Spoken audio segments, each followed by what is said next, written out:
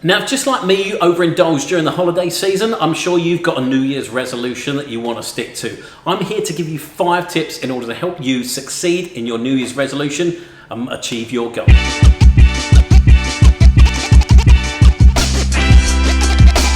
So welcome back to Fashion and Fitness Over 40. My name is Scott and I'm your online personal coach as well as your online personal stylist, making sure you get the very best and make the most of your life. Okay, so today we're going to be talking about how to make sure that you are successful when it comes to setting a New Year's resolution, when it comes to making any changes in your life. First of all, tip number 1. This is incredibly important, and that is to set a very, very specific goal. Setting vague goals is really not going to help you. A lot of people say in the new year that they want to lose weight, but yeah, how much weight? Okay, you can't measure just losing weight. You've got no specific goal to actually aim for. Otherwise, you can lose a pound and say, yeah, I've lost my weight, my job's done. Okay, so if you're, let's say you're 230 pounds, you want to get to 180 or 190, that's a specific goal. If you have a 40-inch waist, you want to get to 32-inch waist, that's a specific goal. And this is something you can actually measure over time. Unless you're being specific, there's nothing to measure, okay? So that is tip number 1 for you. Now, tip number 2 is to track your progress, okay? This goes hand in hand with tip number 1, is that you're having something that is measurable.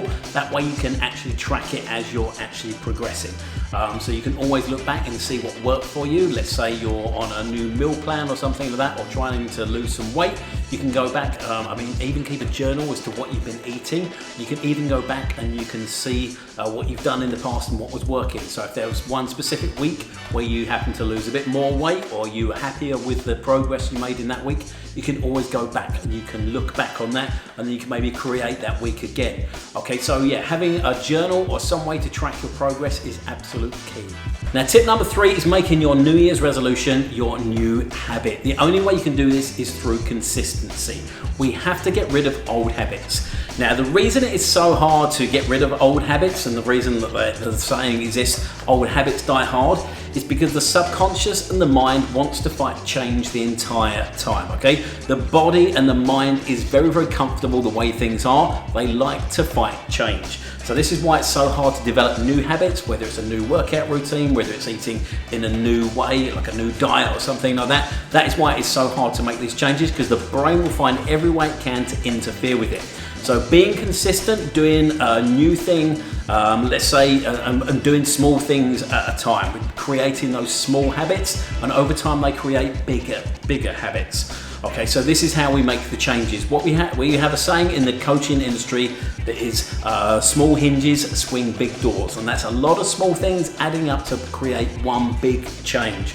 So let's say, for instance, if you're starting a new diet, let's say you've got a terrible diet as it is, maybe you want to start out by cutting a couple of the unhealthier things out of your diet, or maybe just changing one meal per day to be a little bit healthier. Like I say, you're making small changes. One of the reasons that so many people go wrong with their New Year's resolution is they try to change everything at once. The body just wants to fight it and fight it and fight it until you eventually give up and quit and go back to the old lifestyle.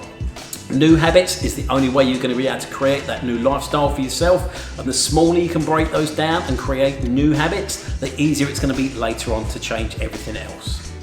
Now, tip number 4 is to stay positive and be flexible. You will have setbacks. You will have the odd week where you can't do everything that you plan to do. This is why you have to be a little bit flexible, and sometimes maybe you're trying to lose weight, or you're trying to get to the gym 4 or 5 times a week. You're going to get one of those weeks or a couple of those weeks in a row where maybe that is not possible.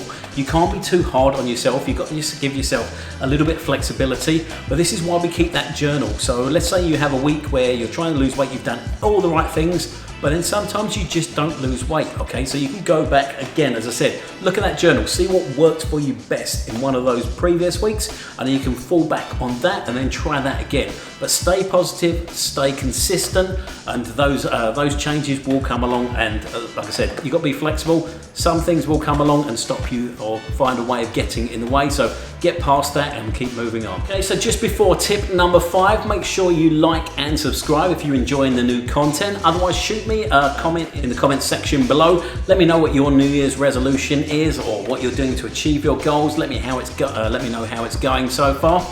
Okay, so finally tip number 5, and that is to celebrate your successes. Let's say you've had a really good week. Let's say you've been building up to going to the gym 5 times a week, and let's say 2 weeks in a row, you've got to the gym 5 times in a week. You've achieved that goal. Go out and celebrate that. Now, maybe if you're trying to lose weight or trying to develop new healthy habits, maybe the way to celebrate that is not to go out and get a pizza or something like that, but make sure you reward yourself in some way positive to reinforce what you've done and reinforce that you are capable of doing what you're doing.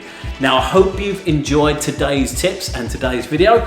As I said, please like and subscribe if you are enjoying the new content. Also, shoot me any comments. Let me know what's going on in the comments section. Any questions that you've got there. Thank you so much for watching. I look forward to seeing you in the next video with more fashion or health tips.